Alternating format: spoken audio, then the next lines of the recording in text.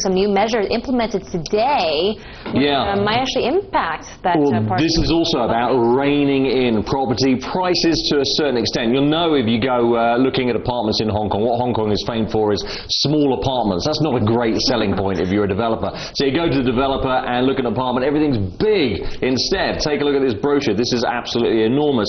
If you go to the show apartments, you'll find they're also very big. That doesn't mean they are when you buy them. The government says enough is enough.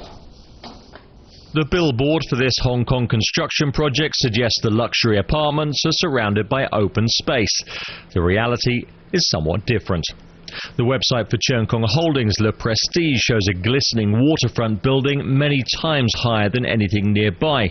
At the show flat for Sun & K's Aria project, models of the building, alone on a mountainside, were all we were able to film.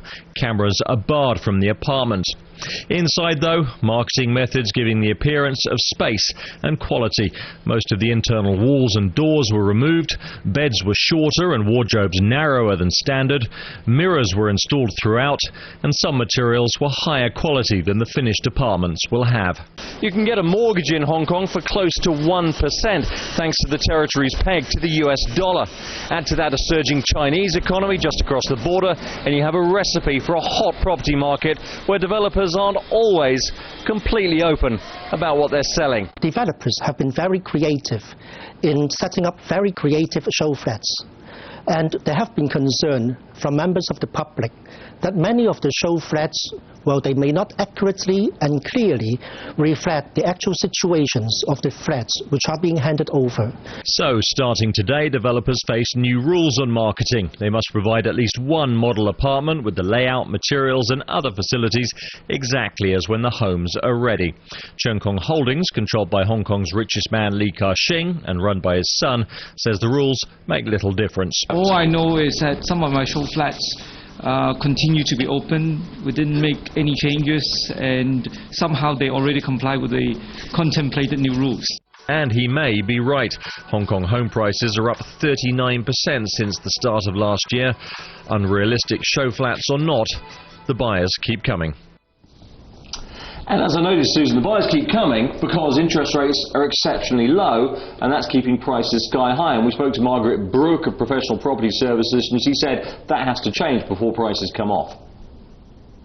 As soon as interest rates go up, obviously things will change dramatically. But no, that could be, well, mid-late next year before we see enough of a change to make a difference.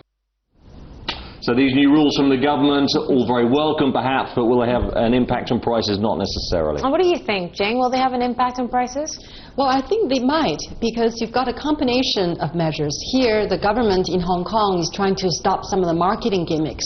And secondly, you've got mainland money, which is not slowing down the pace of their investments in Hong Kong property, because look back at home, if you look at mainland cities, in the last several weeks, we're seeing transaction volumes dropping anywhere between 40 and 80%. Right. Especially first-tier cities, which have been hit hard. Yeah, well, prices have skyrocketed in those first-tier cities. Now, when you go to any of these new apartment auctions or sales, I mean, we could say that the majority of buyers would be for the mainland, or is it half-half here? Well, no, we put that question to Margaret Brooke earlier on, and she was saying in total only about 18% of sales are coming from the mainland. What you do get, though, is some big trophy projects. The famous one was 39 Conduit Road, just along the road from the icon that we showed there, where a mainland lawyer, as it turned out, pledged to pay a world record beating price, 88,000 Hong Kong dollars per square foot, about 12,000 US dollars per square foot for an apartment.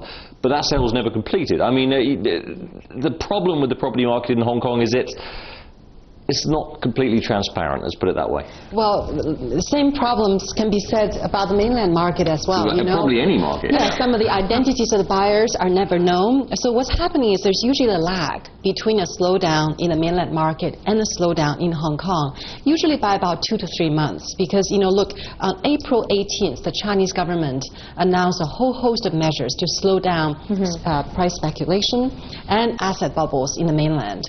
Now, it's been about 6 weeks since since then, we're seeing the policies having immediate effect in China.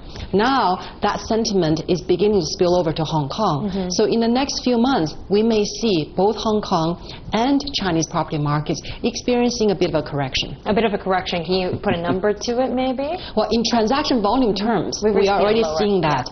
But in the mainland, prices are coming down by about 10 to 15%. Actually, that's returning to end 2009 levels. So this is nothing too extraordinary. We're just returning to price levels 6 months ago. Now, in Hong Kong, you could also see a 10% price correction at the high end, which is not out of the question. Okay. Well, Jane, thank you for your time. Nice seeing you, Paul. Time to go happy house hunting, I guess. There you